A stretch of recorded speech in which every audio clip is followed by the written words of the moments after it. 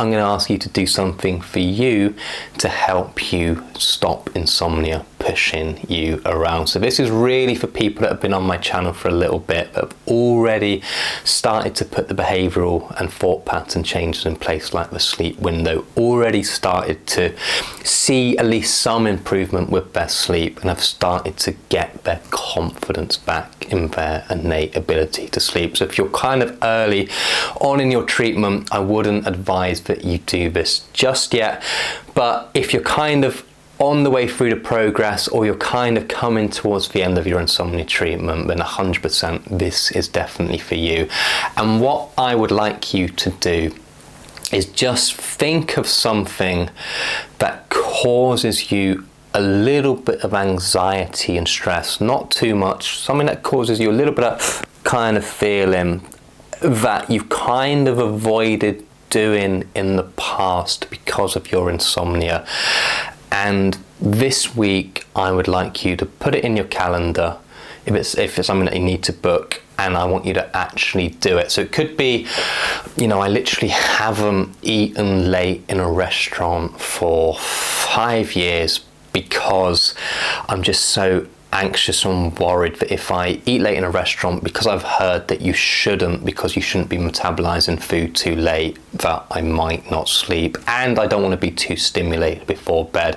Or maybe you used to go to a quiz at your local pub, you don't do that anymore. Or maybe there was an exercise class that you used to go to, or maybe it's sharing a bed with your partner, or it might be even something really small, like you've avoided watching TV before bed because you're so terrified of trying to avoid the blue light. And so I want you to choose that one thing, not something that causes you a huge amount of fear, anxiety, stress and worry, but just something that you feel is manageable and achievable.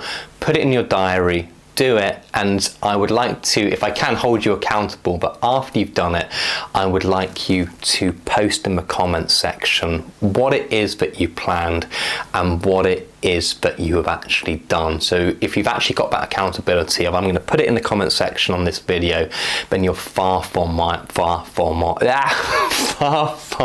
more likely to actually do it. So why am I asking you to do this, and why is it so important? Well, this comes from what is called exposure therapy. It's not as dirty as it sounds. Exposure therapy, you use it to help people who have phobias, and of course insomnia is incredibly fear and phobia driven, and that is why people limit their life to such a narrow corridor to try and protect their sleep. And of course good sleepers, normal sleepers aren't doing this, and it's actually this control and obsession around always trying to protect your sleep which can feed the fear around insomnia. So a good example of how you would use exposure therapy for, say, helping people who are terrified of going in lifts. If that person was new to going in a lift and they're just starting working with them, you wouldn't grab that person, chuck them in the lift straight away and take them to the top of a skyscraper, because they're going to be incredibly anxious, incredibly scared, incredibly worried, and they're never going to want to work with you again, and you'll make it far worse. So if you're new working with that person, what you might do is you'd have that person go and stand at the front of the lift and then just look at it. So this would be someone kind of early on in their insomnia treatment who wants to choose something small and something light that they want to challenge themselves with. Let's say they're kind of midway through working with you, you'd probably have that person go and stand in the lift with the doors open.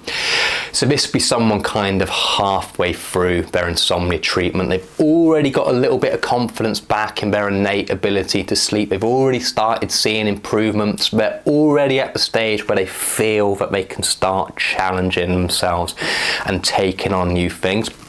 If this is you, choose this middling thing. That might be eating late in a restaurant, that might be going for an exercise class, that might be, I don't know, whatever's kind of something that's quite a medium thing that you've kind of avoided doing. So if you're at that stage in your insomnia treatment, kind of halfway through it, choose something like that. And so of course the final step is having that person in the lift, pressing the button and then going up to, I don't know, the 20th floor.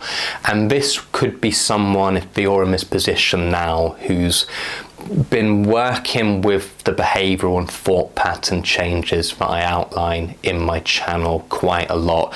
They've already got that confidence back in their sleep. They're already starting to detach and relax around their sleep. But there's still that major obsession that's in their head. And so it might be something quite big, like you haven't gone on holiday for years, and this can be a huge thing for people. I mean, holidays, you're staying in a new environment which is unfamiliar to you. You can't control what mattress or what bed you've got. You can't control the noise. You cannot control your environment in any way, shape or form. You're outside of your routine. You're paying lots of money, so you don't want to be sleepy and fatigued, so you're worried that you'll waste the holiday if you don't sleep well. Probably all the things. Staying in an unfamiliar environment and going on holiday for people with insomnia is one of these major stresses that causes a lot of anxiety, stress and worry. But of course it's lovely to go on holiday, and if you don't, and if you limit your life and you don't choose to do that because of your insomnia, you'll never truly be free of it until you can take on that massive challenge, until you can stop insomnia pushing you around and controlling you.